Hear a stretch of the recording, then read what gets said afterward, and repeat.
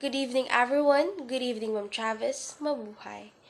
I am Leime Iranes, and I'm here to report the historical background of the contemporary period in 1986 to the current. The 1986 People Power Revolution, also known as EDSA, was a significant event that unfolded for 4 days on Epifanio de los Santos Avenue in Metro Manila.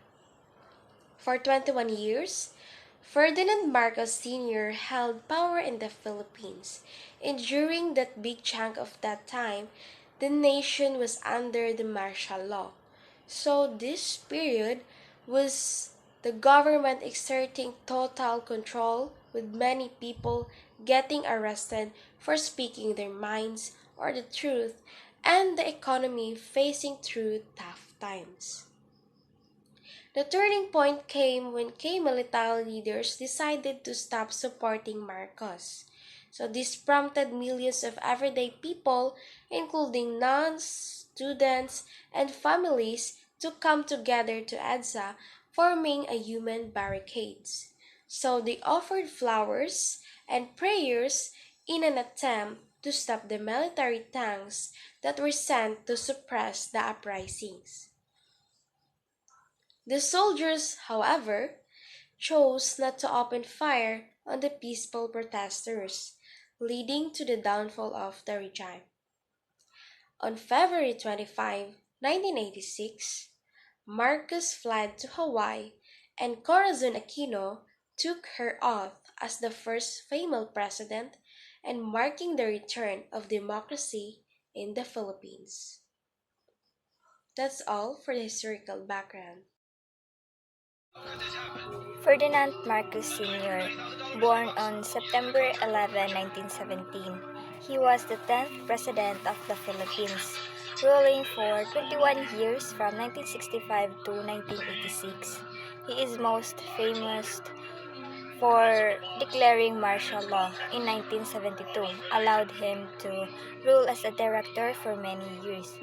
On September 21, 1972, President Ferdinand Marcos of the Philippines declared martial law through Proclamation Number 1081, citing threats from communist and Islamic insurgencies as justification for his actions. This proclamation allowed him to assume extensive powers, effectively sidelining the Constitution, the judiciary, and the press. His achievements, his early years were known for building many roads, bridges, and hospitals. Good afternoon, everyone. Today I'm going to tackle the controversies of Ferdinand Marcos Sr. administration.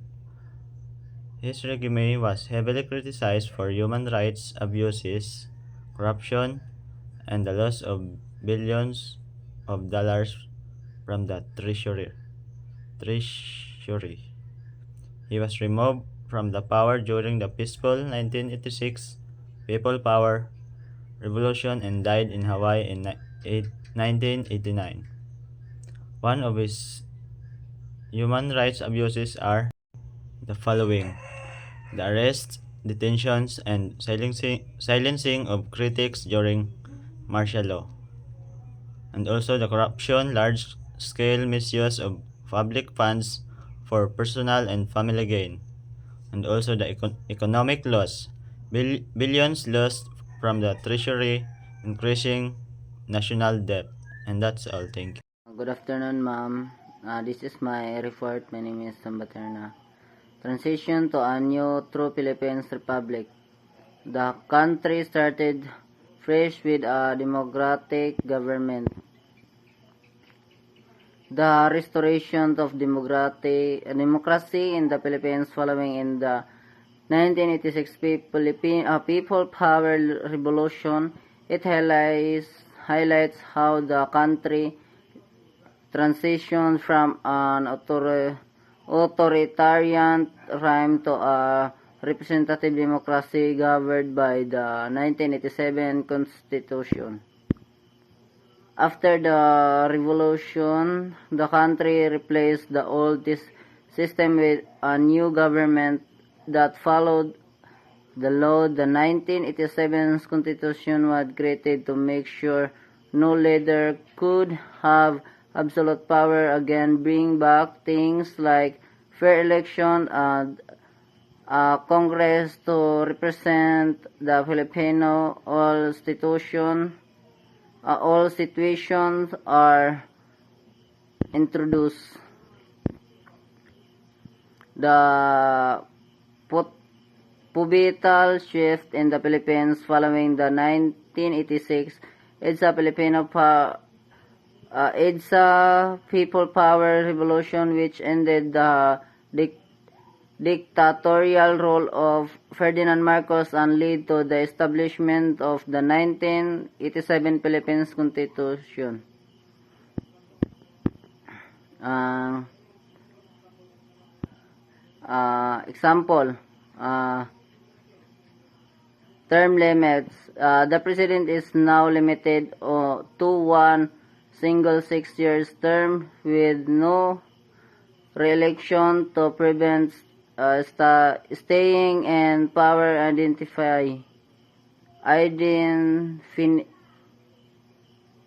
Identity. Fair election. The creation of the Independent Commission on Elections or COMELEC to ensure free, fair, and periodic voting. Congress control. Unlike in 1972 when Congress was padlocked, in the 1987 Constitution ensure Congress stay open and has the power to review acts like the Declaration of Martial Law, Bill of Rights, a comprehensive section that guarantees fundamental civil and political rights, protecting citizens from government abuse. So, good day everyone. My name is Junichel Alberto and my topic in our report is Filipino Song. The album Handog ng Pilipino sa Mundo allowed unity, courage, and love for the country. So, Handog ng Pilipino sa Mundo is a famous Filipino album created during the 1986 People Revolution. The song in the album reflected the emotion, hope, and unity of the Filipinos who wanted freedom, peace, and democracy. Through meaningful lyrics and music, the album inspired Filipinos to stand together courageously and against oppression. It became symbol of patriotism and national pride during an important part of Philippine history. Many Filipino artists participated in the album to show support for the country and its people. Even today, the song continues to remind Filipino of the power of unity, courage, love, and nation and peaceful change. Thank you and goodbye.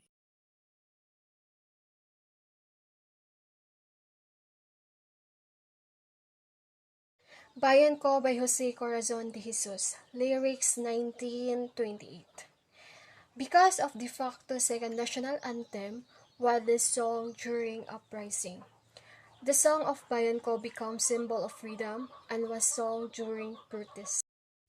Jose Corazon de Jesus, born on November 22, 1894, famous now by his pen name Joseng Batote, was a legendary Filipino poet and general figure in Philippines literature during the American colonial period. He is remembered as a poet of the people who used his craft to advocate for Filipino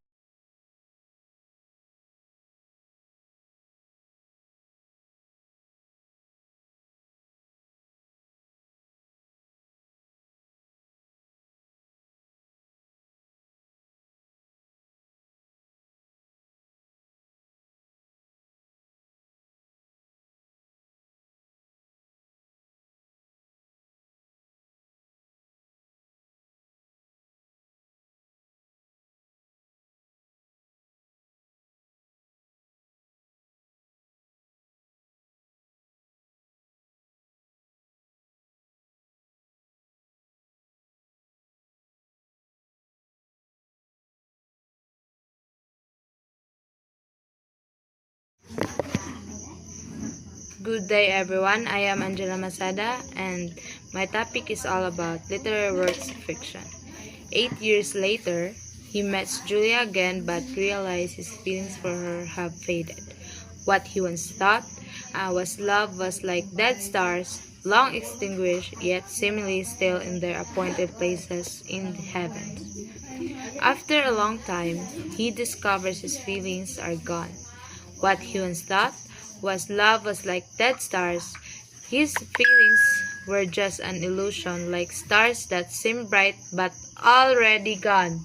Thank Literary work fiction. Paz Marquez Benitez, 1894-1983, was a foundational Filipino author and educator who pioneered Philippine literature in English. Born on March 3, 1894 in Lucena City, Tayabas. Career: a long-time professor and mentor to literary greats. She founded the first Filipino women's magazine, Woman's Home Journal. Works best known for Dead Stars, 1925, the first modern Filipino short story in English, as well as A Night in the Hills and the Anthology Filipino Love Story. Literary works fiction, Dead Stars. Short story or novel excerpt, Alfredo meets Julia Salas at a dinner party, falls in love but remains faithful to Esperanza. Alfredo feels attracted to Julia but chooses to stay loyal to Esperanza. 8 years later, he meets Julia again, but realizes his feelings for her have faded. What he once thought was love was like dead stars, long extinguished, yet seemingly still in their appointed places in the heavens.